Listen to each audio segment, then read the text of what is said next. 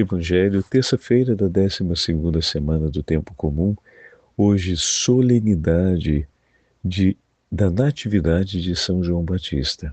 O Senhor esteja convosco, Ele está no meio de nós. Proclamação do Evangelho de Jesus Cristo, segundo São Lucas. Glória a vós, Senhor. Completou-se o tempo da gravidez de Isabel e ela deu à luz um filho. Os vizinhos e parentes ouviram dizer como o Senhor tinha sido misericordioso para com Isabel e alegraram-se com ela. No 8º dia, foram circuncidar o menino e queriam dar-lhe o nome de seu pai, Zacarias. A mãe, porém, disse: não, ele vai chamar-se João. Os outros disseram: não existe nenhum parente teu com esse nome. Então fizeram sinais ao pai, perguntando como ele queria que o menino se chamasse. Zacarias pediu uma tabuinha e escreveu: João é o seu nome. E todos ficaram admirados. No mesmo instante, a boca de Zacarias se abriu, sua língua se soltou e ele começou a louvar a Deus.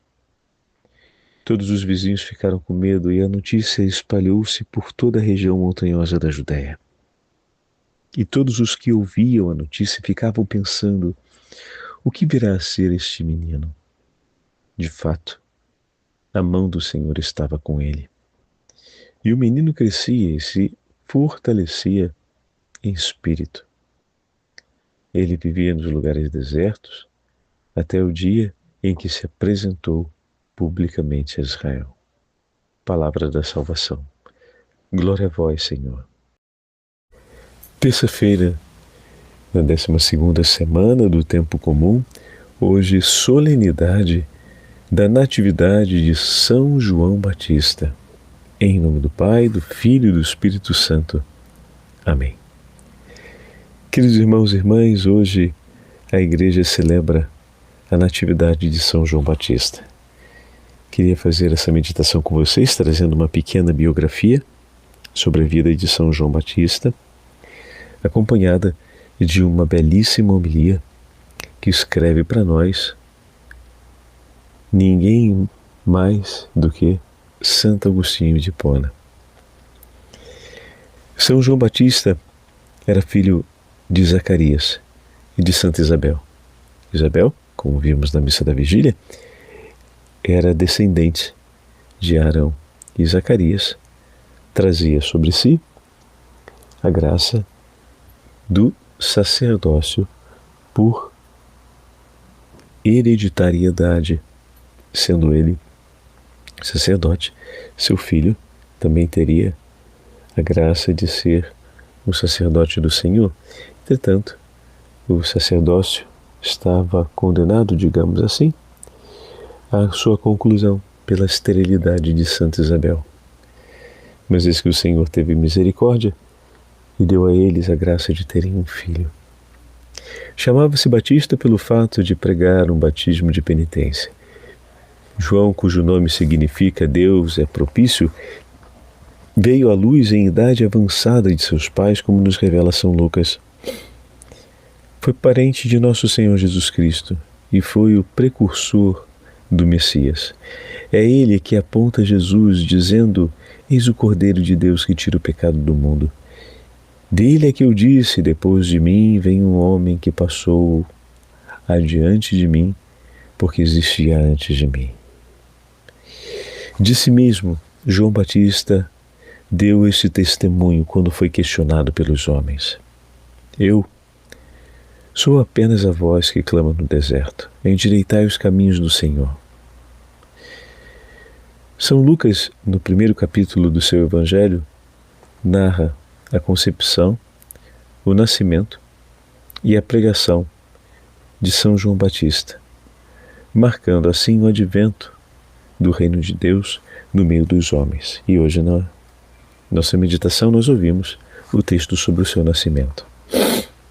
A Igreja celebra-o desde os primeiros séculos do cristianismo. É o único santo cujo nascimento, dia 24 de junho, e o seu martírio, ou seja, o nascimento para a eternidade, são evocados em duas solenidades pelo povo cristão. Outra é a Santíssima Virgem Maria. São João Batista, como nos escreve o evangelista Lucas, nasceu 6 meses antes de Jesus Cristo, seu primo, e foi o anjo Gabriel quem revelou o seu nome a seu pai, o sacerdote Zacarias, que há muitos anos rezava com sua esposa, Santa Isabel, para que tivessem um filho. Estudiosos mostram que, possivelmente depois da idade adequada, João teria participado da vida monástica de uma comunidade rigorista, na qual, à beira do Rio Jordão, ou do Mar Morto, vivia em profunda penitência e oração. Pode chegar a essa mesma conclusão a partir do texto de Mateus, que nos fala: João usava um traje de pelo de camelo, com um cinto de couro em volta dos seus rins, e alimentava-se de gafanhotos e mel silvestre. Então, de fato, após o tempo em sua casa, ele começa a viver uma vida de grande austeridade e penitência. Desse modo, sua própria vida começa a ser um sinal profético de preparação para a vinda do Senhor. A sua importância na história da salvação reside no fato de, para além de ser o último profeta, ele anunciou o Messias. João Batista, quem preparou o caminho do Senhor com pregações, convocando os fiéis à mudança de vida e ao batismo de penitência. Como nos ensinam as Sagradas Escrituras, João mesmo dizia: eu vos batizo na água com vista à conversão, mas aquele que vem depois de mim é maior do que eu. Eu não sou digno sequer de tirar-lhes as sandálias. Ele vos batizará no Espírito Santo. Então João Batista, ele tem essa grande relevância, não apenas por ser o último dos profetas, mas por apontar a presença do Senhor, o Cordeiro de Deus, por conduzir na direção do Cordeiro de Deus, e por ser a sua pregação e o batismo que ele realizava, o batismo penitencial, serem as marcas iniciais da missão de Jesus. Os evangelhos revelam a inauguração da missão salvífica de nosso Senhor Jesus Cristo a partir do batismo recebido pelas mãos de João, onde acontece a manifestação da Santíssima Trindade com o falar do Pai e a vinda do Espírito Santo. Depois, São João Batista, ao reconhecer e apresentar Jesus como Cristo e Senhor, continua sua missão, porém, em um sentido decrescente, a fim de que somente o Messias apareça e ele diminua. Preso mais tarde por Herodes Antipas, na margem oriental do Mar Morto, aconteceu que a filha de Herodíade, Salomé, tivesse encantado o rei com sua dança no dia do seu aniversário e recebesse o direito de pedir o que desejasse. Dessa forma, ela pede que seja morto João Batista. Quero que me deis imediatamente no prato a cabeça de João o Batista. Assim, o grande santo completa seus dias entregando sua vida nas mãos do Senhor. O grande santo morreu na santidade perfeita e reconhecido pelo próprio Cristo, que disse: em verdade, eu vos digo, dentre os nascidos de mulher, não surgiu ninguém maior que João Batista. De fato, todos os profetas, bem como a lei, profetizaram até João. Se quiserdes compreender-me, ele é o Elias que deveria voltar. Assim disse Jesus, ensinando no capítulo 11 do Evangelho de Mateus. Assim, através do martírio do santo precursor do Senhor, ele deu a sua vida e recebeu em recompensa a vida eterna, reservada àqueles que vivem com amor e fidelidade os mandamentos do Senhor. Então, que maravilha! Temos aqui um pouco da história de São João Batista apresentada hoje para nós no Evangelho. Agora, ouçamos esse texto. Essa é uma das inúmeras homilias inúmeros sermões, de Santo Agostinho, que nos fala sobre São João Batista. A Igreja celebra o nascimento de João como um acontecimento sagrado. Dentre os nossos antepassados não há nenhum cujo nascimento seja celebrado solenemente. Celebramos o de João, celebramos também o de Cristo. Tal fato tem, sem dúvida, uma explicação, e se não a soubermos dar tão bem como exige a importância desta solenidade, pelo menos meditemos nela mais frutuosamente e profundamente. João nasceu de uma anciã estéril. Cristo, por sua vez, nasceu de uma jovem virgem. O pai de João não acredita que ele possa nascer e então, por penitência, fica mudo. Maria acredita e Cristo é concebido pela fé.